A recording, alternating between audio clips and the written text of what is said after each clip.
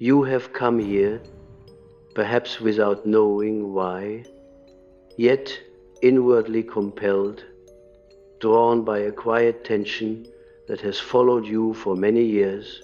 I speak now not to an abstract audience, but to the inner figure seated within each of you, the one who has waited too long at the threshold of meaning, asking a question that has no answer, waiting for a door that was never meant to open from the outside.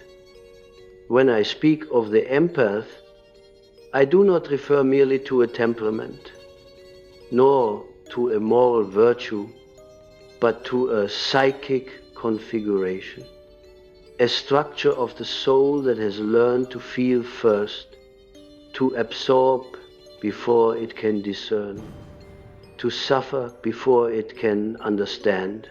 Such a soul is often mistaken for weakness, yet it is in truth an unfinished strength, arrested at a particular stage of development by a tragic misunderstanding of love, responsibility, and meaning.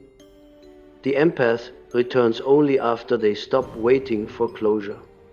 And this sentence contains within it a paradox that the rational mind resists. Closure is a modern illusion, a fantasy of the ego that believes life owes it an explanation, that suffering must justify itself in words, that pain should conclude with understanding, but the psyche does not move in straight lines, nor does it resolve itself through logical endings. The unconscious knows nothing of closure as the conscious mind imagines it. It knows only transformation, and transformation begins precisely where the demand for explanation dissolves. Many of you have lived with the belief that if only the other would explain, apologize, confess, or finally understand, something within you would settle, something would be put to rest. You wait for a sentence, a gesture, a recognition that never arrives, and while you wait, your life pauses inwardly. This waiting is not passive, it is an active binding of psychic energy to the past. The empath, in this condition, becomes a guardian of unresolved stories, a keeper of unfinished emotional contracts. Their vitality is consumed not by what is happening, but by what should have happened. In analysis, I have seen this pattern repeated endlessly. A man dreams of standing before a locked door, knocking politely, endlessly, even as the house behind him burns. A woman dreams of carrying a wounded animal that refuses to heal, yet she cannot set it down. These are not merely dreams. They are symbolic representations of a psyche, bound to the hope that pain can be retroactively redeemed through understanding. But the psyche does not heal backward. It moves forward, or it stagnates. The archetype at work here is ancient. In myth, there is the figure who descends into the underworld seeking an answer, a reunion, a restoration of what was lost. Yet every true descent ends not with retrieval, but with loss. Orpheus loses Eurydice the moment he turns to look, because the underworld does not permit confirmation. The dead do not speak to satisfy the living. The empath, however, often remains psychologically underground, looking backward, waiting for the echo of a voice that cannot follow them into the daylight. Closure is an attempt to force the unconscious to speak the language of the ego. It is the ego saying, explain yourself so that I may move on. But the unconscious responds with silence, not out of cruelty, but because its truth cannot be reduced to narrative satisfaction. When the empath waits for closure, they are unknowingly refusing initiation. They remain at the gate, asking questions, instead of walking through the darkness where no answers are given, only experiences that reshape the soul. You must understand this clearly. The empath does not return when they are understood. They return when they no longer require understanding to exist. This is a profound and terrifying shift. It feels, at first, like betrayal of one's own sensitivity, like becoming cold, indifferent, or unloving. Yet, what truly dies in this moment is not compassion, but the compulsive need to justify one's pain through another's recognition. In the language of depth psychology, we could say that the empath has been possessed by an inflated moral complex. They believe their endurance must be witnessed, their sacrifice acknowledged. This belief gives meaning to suffering, but it also enslaves the sufferer to the very source of their wound. The shadow here is subtle. It is the unconscious expectation that one's pain grants a claim over others, that suffering entitles one to closure. When this expectation is not met, bitterness grows, not because the empath is cruel, but because their psychic economy has been structured around an impossible exchange. I recall a patient who spent decades waiting for her mother's remorse. Every decision she made, every relationship she entered, was unconsciously shaped by the fantasy that one day her mother would say, "I see you now." When that woman finally dreamed of turning away from her mother's house and walking into a forest alone, without anger, without hope, her life changed. She did not become harder, she became real. The forest, in dreams, is not refuge, but individuation. It is where one walks without witnesses. This is the moment of return, not the return to others, but the return to oneself. The empath's withdrawal is often misunderstood as avoidance. Yet, it is in fact a necessary retraction of projection. For years, the empath has projected the image of redemption onto another person, believing that healing lies in their hands. When that projection collapses, the empath feels empty, disoriented, as if meaning itself has evaporated. But this emptiness is not nihilism. It is the clearing where the psyche can reorganize itself.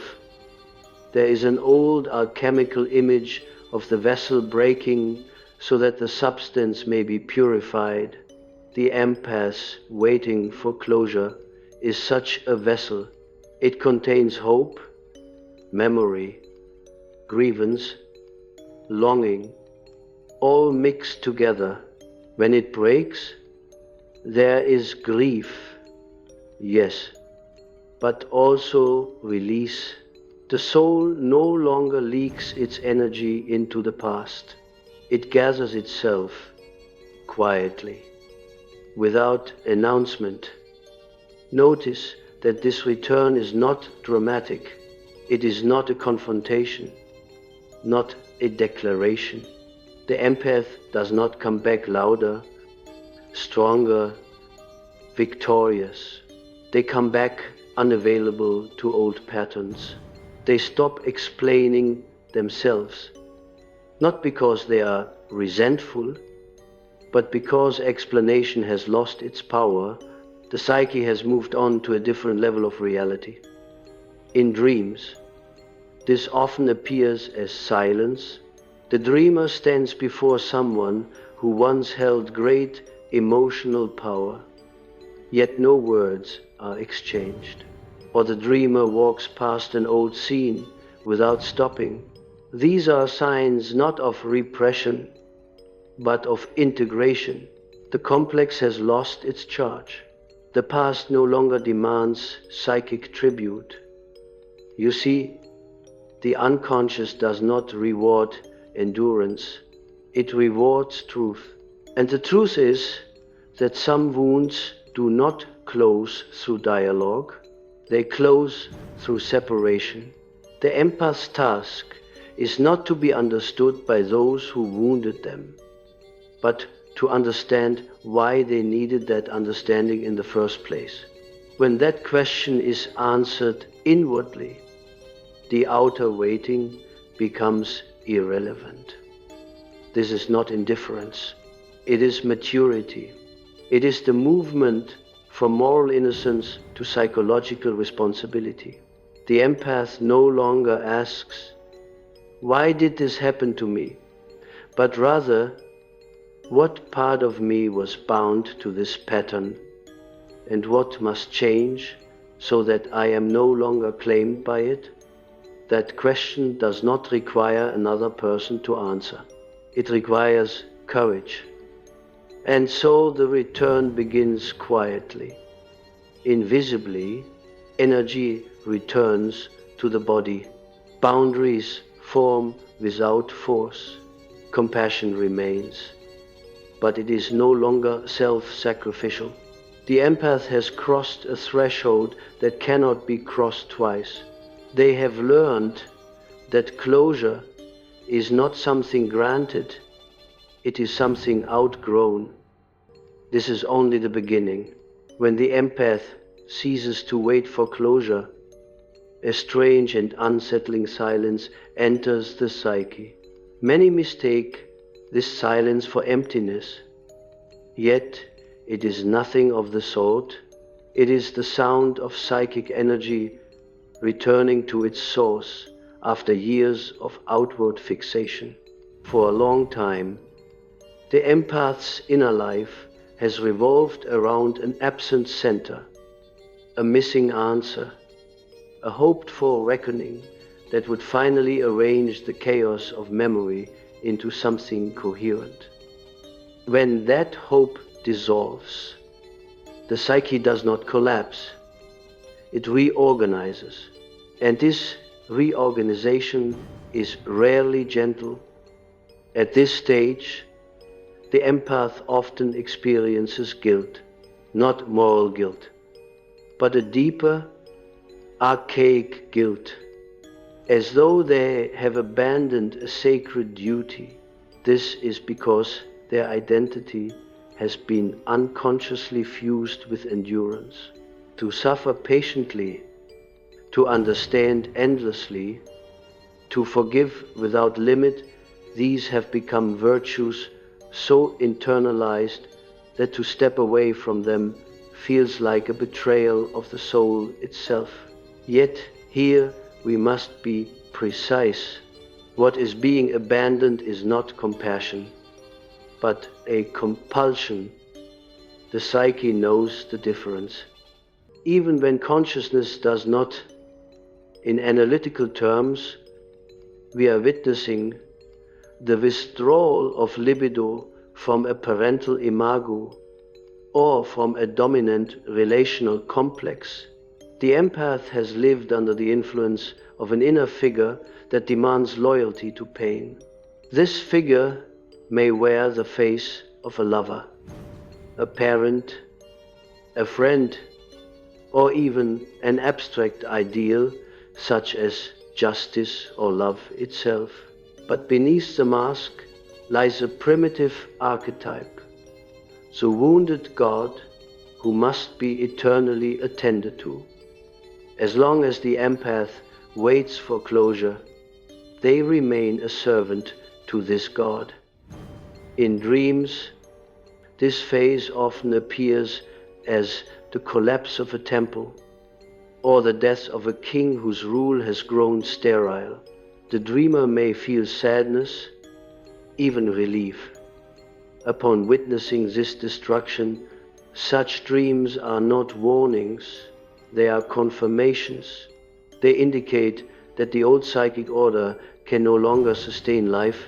The God has become tyrannical, demanding sacrifice without renewal. The empath's withdrawal is therefore not rebellion, but necessity. What emerges next is frequently misunderstood as coldness. Friends may say, "You've changed," and they are correct, though not in the way they imagine. The empath is no longer governed by unconscious participation mystique. That archaic state in which the boundaries between self and other are porous and undefined. The empath begins, often for the first time, to experience themselves as a psychological reality independent of another's response. This is a radical development, and it can feel profoundly lonely. Loneliness, however, must be distinguished from isolation. Isolation is imposed from without. Loneliness arises from within. When the familiar structures of meaning dissolve, the empath who stops waiting for closure enters a loneliness that is initiatory. It resembles the solitude of the alchemist before the vessel, or the hermit withdrawing from the village, not out of hatred, but out of obedience to an inner summons. This loneliness is not meant to be cured. It is meant to be endured until it reveals its purpose. At this point, the shadow begins to speak more clearly. The empath may discover anger long denied, resentment long spiritualized away, even a quiet contempt for their former self. These emotions often frighten the empath, who has built an identity around goodness and understanding. But the shadow is not evil, it is incomplete life. What has been excluded returns now, not to destroy, but to balance. One must understand that the empath's shadow is not cruelty, but self-assertion. It is the capacity to say no without explanation, to withdraw without apology, to choose oneself without moral justification. Because this capacity was suppressed for so long, it returns with force, sometimes with excess. The empath may swing briefly toward detachment that feels sharp, even ruthless. This is a compensatory movement, and it should not be pathologized prematurely. In myth, this phase corresponds to the hero's separation from the community. After surviving the underworld, the hero cannot immediately return to ordinary life. Something in them no longer belongs. They have seen too much, lost too much. To resume old roles, the empath, too, must mourn the loss of their former self, the one who believed that love meant endless availability, that understanding required self-erasure. This mourning is real, and it deserves respect. What is crucial here is that the empath does not rush to replace one attachment with another. The temptation is great to seek new meaning through a new person, a new cause, a new wound to tend, but individuation does not proceed through substitution. It proceeds through confrontation with the self as it is. Stripped of borrowed purpose, the psyche must learn to stand without leaning. In dreams, this may appear as standing on a wide plain or walking alone at night without fear. The dreamer may feel exposed, yet strangely calm. These images signal that the ego is learning to tolerate being without external anchors. This tolerance is the foundation of true relationship, though it feels at first like its opposite. The empath who has stopped waiting for closure also stops narrating their pain internally. The inner monologue, that rehearsed conversations, imagined apologies, revised the past, this narrative begins to fade. And with it fades a certain intensity that once felt like depth. Many confuse this intensity with aliveness. They fear that without it, life will become flat, colorless. But intensity is not depth, it is tension. Depth is spacious. As this spaciousness grows, a new ethical orientation emerges. The empath no longer defines goodness as self-sacrifice, but as truthfulness to the psyche's limits. They recognize that to remain in situations that require chronic self-betrayal is not virtuous, but destructive. This recognition does not come from theory, it comes from exhaustion, from having reached the end of one's capacity to wait. Here we encounter a subtle but decisive transformation. The empath no longer seeks meaning in being needed. They begin to seek meaning in being aligned. Aligned with what? With the self. That regulating center of the psyche that transcends both ego and persona. When the empath was waiting for closure, they were unconsciously oriented toward the other as center. Now, orientation shifts inward. This shift is often accompanied by synchronicities that seem almost indifferent in tone. Opportunities appear without emotional charge. People enter and leave without drama. Life no longer mirrors the empath's inner turmoil. Because the turmoil has subsided, this calmness can feel anticlimactic, even disappointing. Where is the vindication? Where is the moment when everything makes sense? But the psyche is not interested in spectacle. It is interested in balance. You must not imagine that the empath's return is a return to innocence. It is a return to complexity. The empath now knows that some questions are not meant to be answered, and that insisting upon answers can be a form of resistance to life. They have learned through suffering that meaning is not always revealed through explanation, but through movement. The empath returns. Yes, but they return altered in their relationship to time. They no longer live in anticipation of a future resolution of the past. They live in the present, not as a technique, but as a consequence. The psyche, released from backward fixation, naturally inhabits the now. This presence is not mystical, it is practical.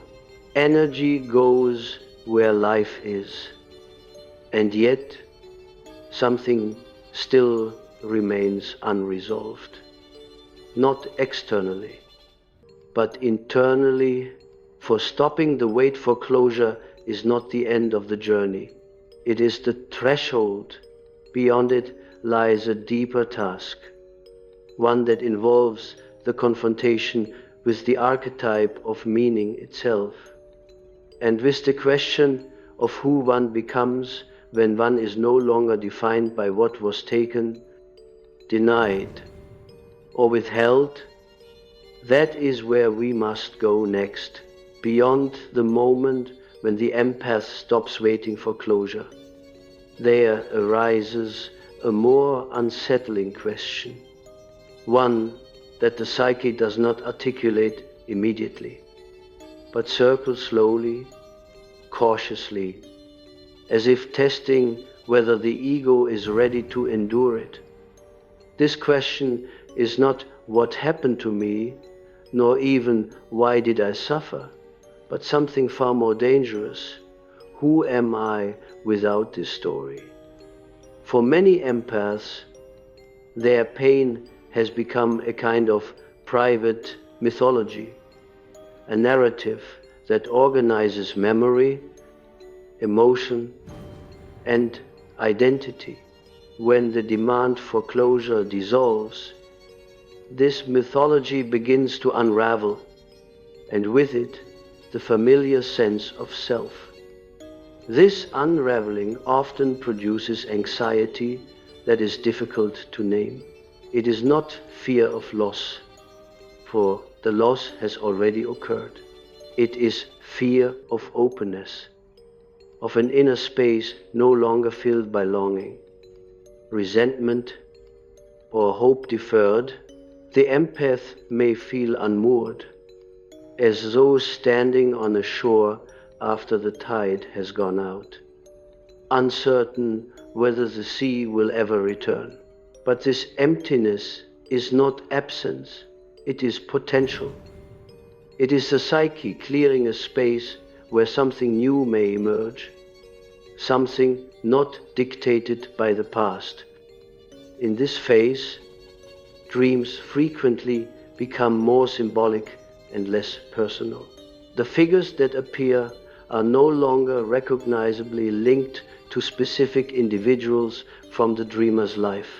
Instead, landscapes dominate, mountains, deserts, rivers, ruins, and skies appear, vast and impersonal.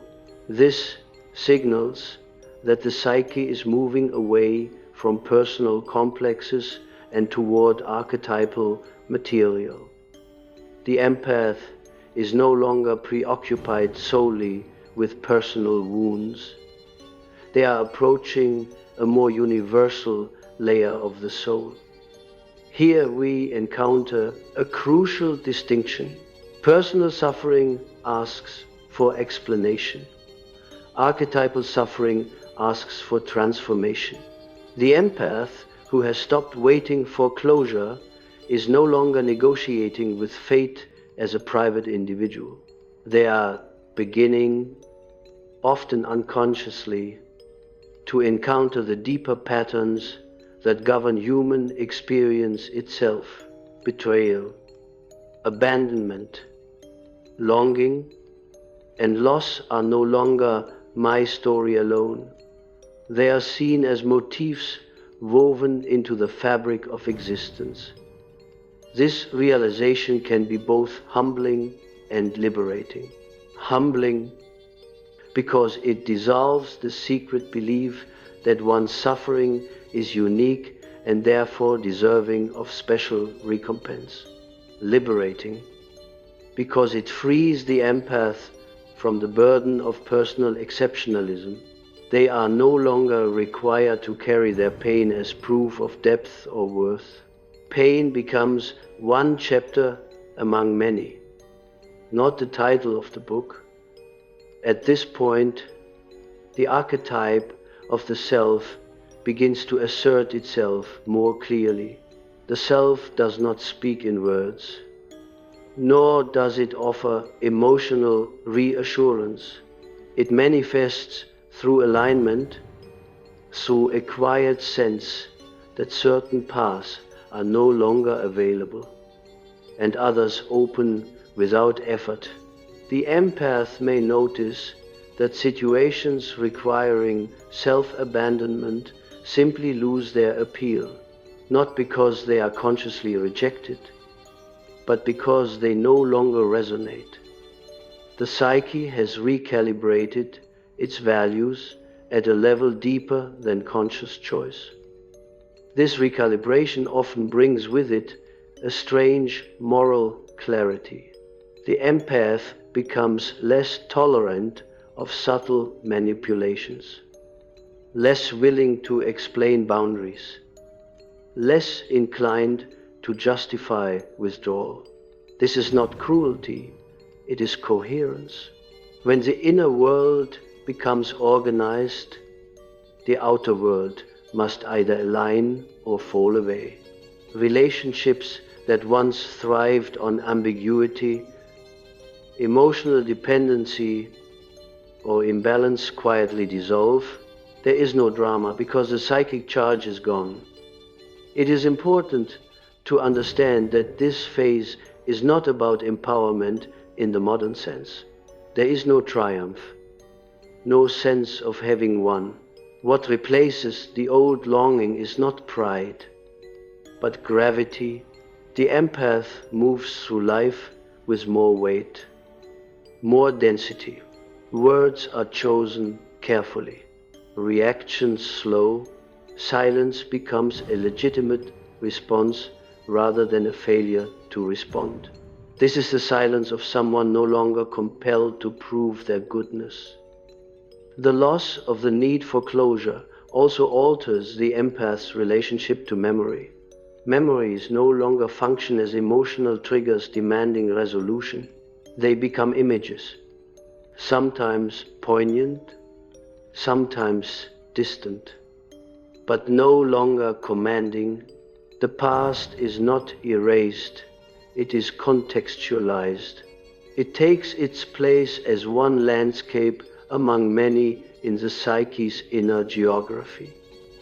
In analysis, I've observed that when this integration deepens, the empath often dreams of returning to places from childhood, but finding them altered, empty, or strangely peaceful. These dreams do not indicate regression. They signify that the emotional charge once bound to those places has been withdrawn. The psyche revisits them not to relive pain, but to confirm that it no longer lives there. This is also the stage at which many empaths experience a subtle grief that surprises them. They mourn not the people who failed them, but the version of themselves who waited. There is tenderness in this mourning, a quiet compassion for one's former innocence. This compassion is essential. Without it, detachment hardens into bitterness. With it, detachment matures into wisdom. The empath begins to see that their former waiting was not foolish, but necessary. It was part of a developmental stage, a way the psyche learned about love, limits, and illusion. Nothing is wasted. Even waiting has its meaning, but only if it ends. A lesson repeated endlessly ceases to be a lesson and becomes a prison. As this understanding settles, the empath's orientation toward others changes in a fundamental way. They no longer seek to be mirrored emotionally. They no longer require constant resonance to feel real. Instead, they bring a quiet presence into relationships. One that does not ask, "Do you see me?" but rather, "Can we meet as we are?" This presence can feel unsettling to those accustomed to emotional intensity as a measure of intimacy. Some will drift away, sensing that the old dynamic is gone. Others may attempt to provoke a reaction to reawaken the empath's former availability. These attempts often fail, not because the empath resists them consciously, but because the hooks no longer catch. The inner wound that once responded reflexively has healed not through explanation, but through withdrawal of energy. Here, the empath stands at the edge of a new responsibility. Having reclaimed their psychic energy, they must now decide how to live with it. This is not a question of ethics imposed from outside, but of vocation arising from within. What does one do with a life no longer organized around repair, rescue, or endurance? The psyche will not answer immediately. It requires patience of a different kind, not the patience of waiting for others, but the patience of listening inwardly. This listening often manifests as a pull toward creative expression, study, solitude, or service that does not consume the self. The empath may feel drawn to symbolic systems, to art, to philosophy, to spiritual practice, not as escape, but as dialogue with the unconscious. These pursuits are not distractions, they are translations. The psyche seeks language for what it has become. It is here that the empath's sensitivity finally finds its proper function. No longer turned outward in self-sacrifice, it turns inward as perception. The empath becomes attuned not to others' needs, but to patterns, meanings, and movements beneath the surface of life. This is the beginning of wisdom, and it is quieter than suffering ever was. The return, then, is not a return to society as it was, nor to relationships as they were. It is a return to life itself, but on different terms. The empath re-enters the world without bargaining with it. They no longer ask for closure because they have understood something essential, that life does not explain itself. It unfolds, and yet there remains one final illusion to confront, one that often hides behind spiritual language and psychological insight. It is the illusion that detachment itself is the destination. This, too, must be relinquished, for detachment is not an end, but a passage. Beyond it lies a deeper engagement, one no longer rooted in need, but in choice. That is where the journey must turn next. Having moved through withdrawal, silence, and the relinquishing of closure, the empath stands at a threshold few have ever glimpsed.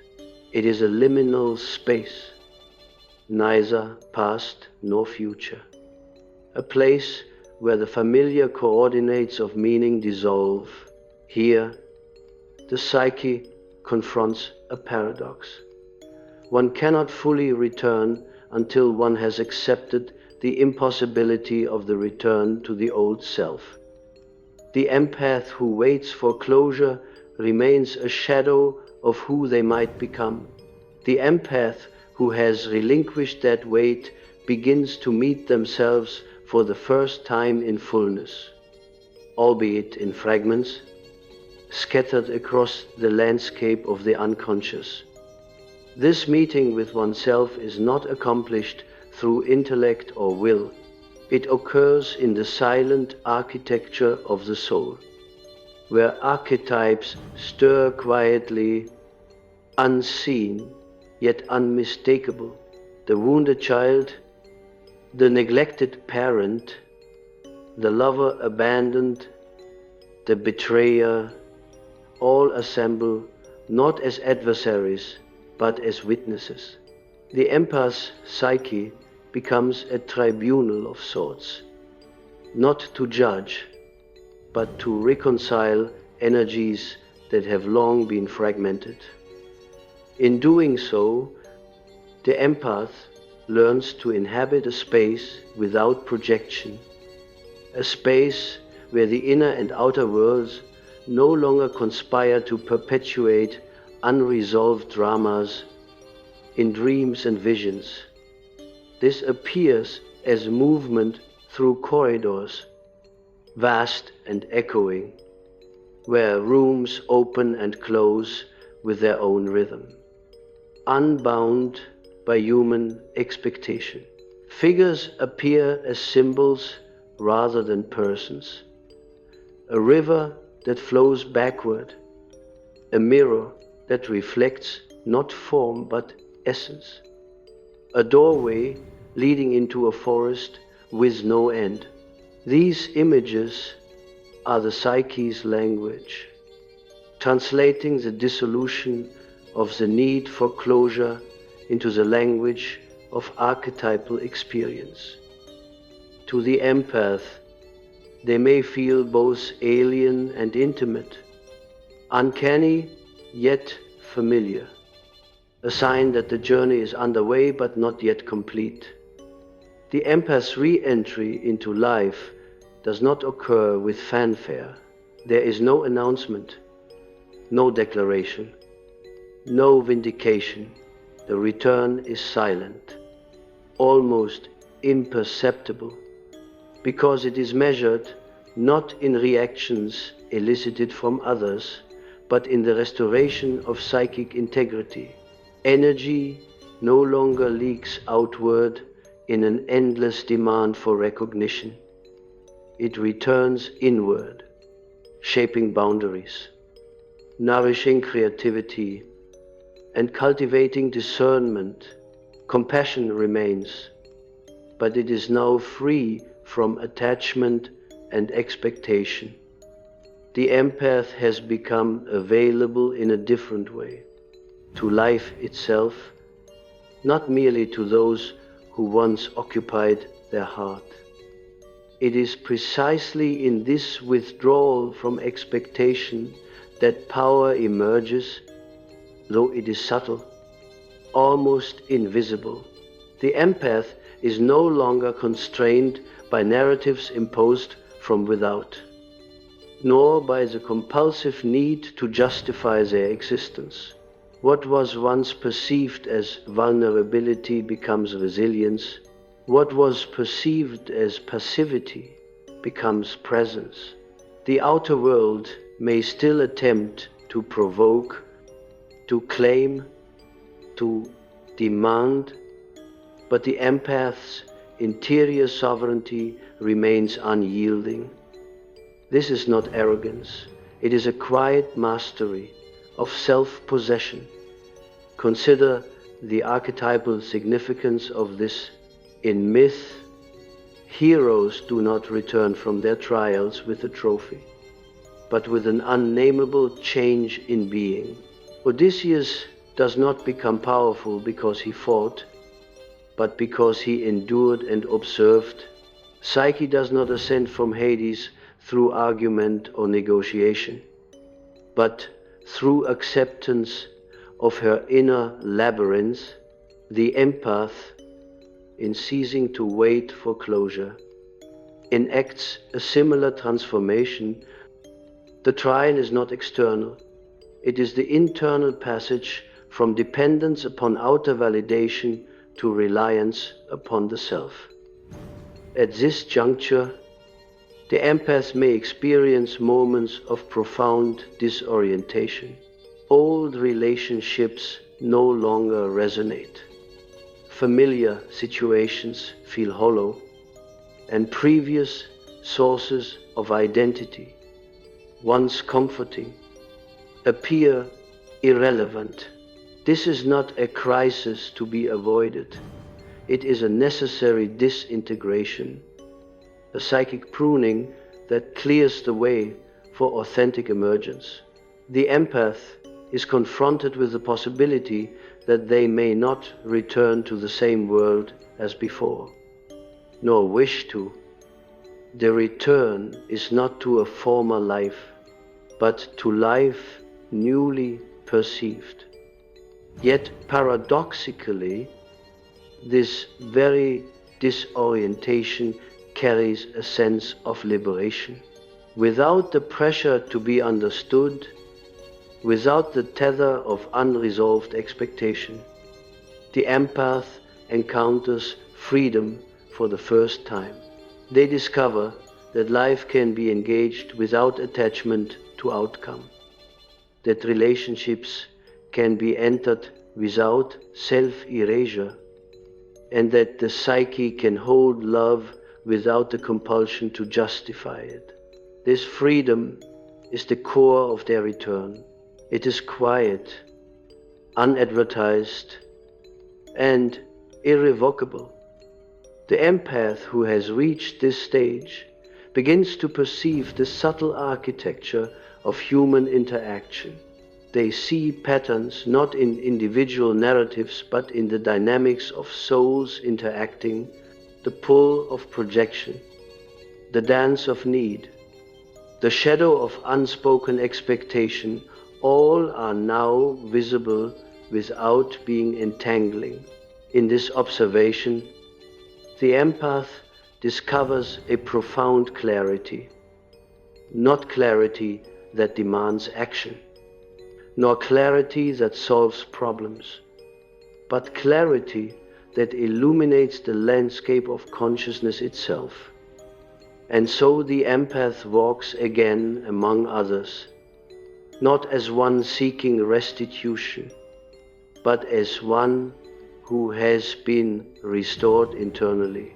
The return is silent because it is final. It is irreversible because it is grounded in a transformation deeper than circumstance.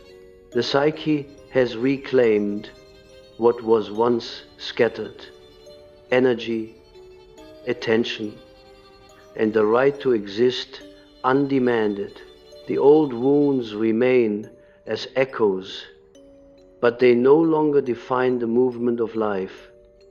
In this stage, the empath encounters one of the most subtle trials: integration of the self's dualities, sensitivity and strength, compassion and discernment, openness and boundary. All must coexist without contradiction. This is not achieved through effort alone. It emerges through the natural unfolding of the psyche once it is no longer distracted by waiting. The empath becomes capable of relating without fusion, loving without loss, observing without attachment, and acting without reaction. This is the true alchemy of the soul. Thus, we arrive at the final insight. The empath returns not because the world has changed, not because others have offered explanation, apology, or recognition, but because they have ceased to wait for the world to grant them what can only be realized internally. Closure is not given, it is transcended. The empath's return is a quiet revolution of being, one that renders the old dramas obsolete, not by force, but by the recalibration of psychic gravity. What once required vindication now requires nothing. What once demanded resolution now resolves itself in the natural alignment of consciousness.